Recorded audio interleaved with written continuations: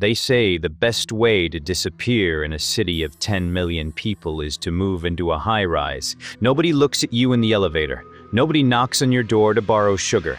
For a guy like me, dealing with a messy breakup and a job I could do from a laptop, it was perfect. I found a studio in the Blackwood Heights building. The rent was suspiciously low for the 22nd floor, but I didn't ask questions. I just wanted quiet. For the first 3 nights, that's exactly what I got. But on the 4th night, the static started. Faint white noise, like an old television on a dead channel. It wasn't coming from my television. I didn't even own one yet. It was coming from the wall I shared with room 4B. At first, it was just a low hum. I figured it was a neighbor with a white noise machine for sleep. But as the clock hit 3:15 a.m., the static changed. It started to rhythm, like a breath. I tried to ignore it. I put on my noise-canceling headphones and went back to sleep. But the next morning, I saw my neighbor from 4B for the first time. He was standing in the hallway, staring at his own door. He was thin, unhealthily so, with skin that looked like wet parchment stretched over bone. I gave him a polite nod as I headed to the elevator. He didn't look at me. He just whispered something. I stopped. "Sorry?" I asked. He turned his head slowly.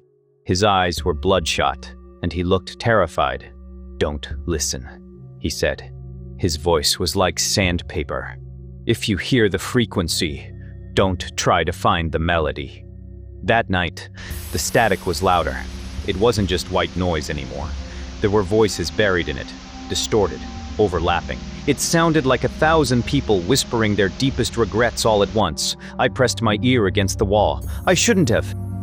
"He's listening," a voice hissed through the static. I jumped back, my heart hammering against my ribs. It sounded like it was right in my ear. I told myself it was just an auditory hallucination. Lack of sleep. Stress. But then, I heard the scratching. It started at the bottom of the wall, near the baseboards. Something was moving on the other side. Something heavy. I didn't sleep that night. Or the next. By the 3rd night of the voices, I was a wreck. I went to the building manager, but he told me room 4B had been vacant for 3 months. He said the previous tenant had moved out suddenly. I went back to my room, locked the deadbolt, and pushed my dresser in front of the door. I was losing my mind. At 3:15 a.m., the static stopped. The silence was worse. It was heavy, suffocating. Then, a soft thud came from the wall. Then another. It followed the rhythm of a heartbeat. My heartbeat. I stood in the center of my room staring at the wall, and that's when I saw the hairline fracture in the plaster. The crack was forming, snaking its way from the ceiling down to the floor. And from that crack, a dark, oily liquid began to seep out. It didn't smell like mold or old pipes. It smelled like copper, like blood. I watched, frozen, as a finger, long, gray, and tipped with a jagged nail, poked through the crack. Then another. It wasn't trying to get into my room. It was trying to pull the wall apart. I didn't wait to see the rest.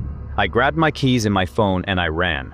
I didn't take the elevator. I took the stairs, 22 flights of them, my lungs burning, the sound of that rhythmic static echoing in the stairwell behind me. I spent the night in a 24-hour diner.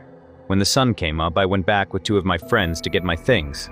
The dresser was still in front of the door. Nothing had been touched.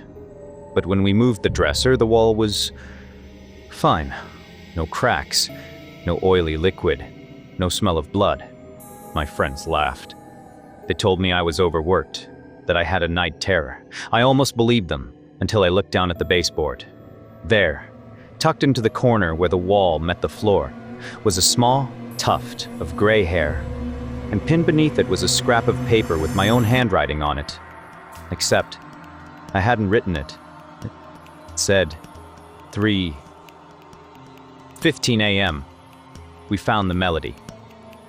I moved out that day. I lost my deposit, and I left half my furniture behind. I live in a basement apartment now. No neighbors, no high-rises. But sometimes, when it's very quiet and the clock hits 3:15, I can hear my phone start to buzz. Not a ringtone, just static. And I know better than to answer it.